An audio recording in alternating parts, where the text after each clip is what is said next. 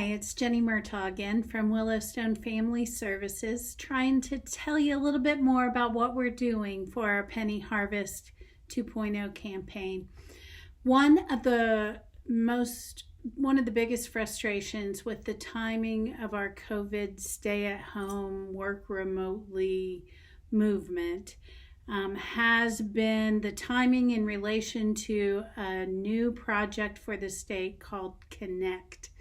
And there are 3 organizations in the state who were funded to be trained by Annie Casey Foundation in this attachment program for parents and foster parents of older children. So older children being defined 10 to 18 years old of age. And this is really important work because this isn't just teaching parents thinking brains, but it's teaching their emotional brains. And we all know that as kids develop into older kids, adolescents, it's often a different game. It's a different technique that works, and it changes all the time. It really teaches emotional management and connection again to caregivers from an adolescent perspective. So things like stepping back from in the moment when your adolescents are maybe disruptive or acting out in some way or just driving you nuts. Teaching how to step back, consider what you now know about how your child asks for attention. So when they're babies, they cry when they're in need, but that looks much different for the older child. So this program started in late February. We were in week 3 when we had to start canceling. We had 15 parents signed up, which was really great. That's a great start, and more waiting. So we hit our cap, and while we are still in communication with those parents and making sure that they're supported at this time, we really are really a little sad that our newly trained curriculum that we'd worked so hard on is now kind of in pause. But we are committed to keeping up with it, and when things change enough that we can get back to it, we certainly will. This is important to me because when I was a director for youth services programming back in 2005-06, there was a research study, and I dug it out, and it's seen better days, but it is called Hardwired to Connect. And that really informed my work and the decisions that we made. And most of the programming that we did at that time were juvenile delinquency intervention and prevention programs for adolescents, kids of all ages, but mostly adolescents. And I had the opportunity to watch a lot of kids make decisions and a lot of families and how they operated. And so really thinking deeply into each of those situations, there were 2 pieces of work that informed me the most. One was this Hardwired to Connect research. And basically, it is, I'm trying to consider an overview. The overview of that is that brains are indeed hardwired to connect.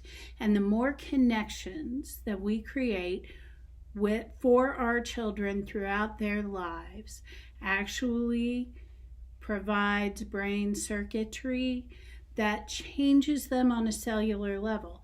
And that means that they can indeed, for their next generation, we can really change generations of brains on a cellular level. So that research was really impactful to me. That was intriguing. And understanding from that it isn't really a question of nature versus nurture, which is more important. It's not. It's an intermingling of all of those things that kind of dance together to create who we are and what we are tomorrow. It's not one versus the other. They work together very nicely. And then on top of that, this research also informed me a little bit more about adolescents and why adolescents behave the way they do. And often, just one fact off the top of my head that this taught me was that because of the way the adolescent brain forms, that the sensitivity to stimulus actually can be reduced up to 50%. Now, I took notes of this. So adolescents can experience a decline of nearly 50% of the connections in the brain. That means that their rewards and consequences, how that is impacted in them, changes. So, for example, that's why adolescents seek risks. They need the thrill, because what used to, the music and things that used to make them feel happy, the good things, now that's kind of dulled down a little bit. The other side of that is that consequences for those behaviors are also dulled down a little bit, because those connections have, they've dulled a little bit. So it makes sense that everything feels and exists on a more extreme basis for teenagers. As well, they need more sleep, which often we as parents can consider laziness, but it's really a piece of brain development that when you understand as a parent and you remember that child was a baby who was more predictable, you can make great strides in continuing that attachment that is so important to the regulation and the connections in their brain until they're adults. I mean, that brain is still forming until they're the entirety pretty much of the first 3 decades of their life. So all of that, when I heard about the Connect program, I was like, I used to pray for that program, because it really does help parents and caregivers understand all of that and implement it practically. So really good tools and strategies. And when we talk about tools and strategies, that's one thing that we can do for you. Willowstone can do for you online with social media. So check out our various Facebook pages. We have one called Parenting Superheroes that gives little tips.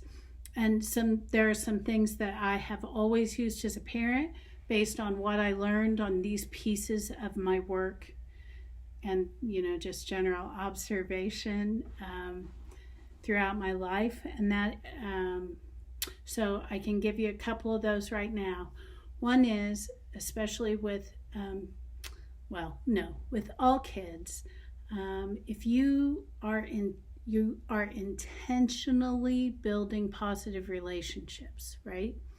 So you want to notice your child doing way more good than bad. So my standard, the standard we always used on the job, and my standard as a parent for success in that was 10 good things for every negative. So if I set my goal to notice 10 goods, give her 10 goods for every bad, then I'm doing a good job building a positive relationship. Why? Because kids have to know you accept them before they care about whether you don't. So if they know that you are noticing the good way more than the bad, then that's their identity. is that of the good. So 10 to 1, 10 good for every negative. Some parents go, 10 good for every negative? Are you kidding me? Okay, that's not a reflection on your child. That's a reflection on your ability to see the good. And so I encourage parents to try that, especially this is a great time while you're home. Kind of keep your own little scoreboard. And then let me think. Oh no, the other thing really was about accepting. Kids need to feel accepted in order to care whether they're not. So you have to give them that baseline for their success. That connection builds brain connections. We are all hardwired to connect, which, highlights that this isolation, this time of isolation, is especially hard on all of us. All of us, not just the kids. So if there's anything Willowstone can do for you, please reach out to us. Check us out on willowstone.org, on Facebook, Twitter.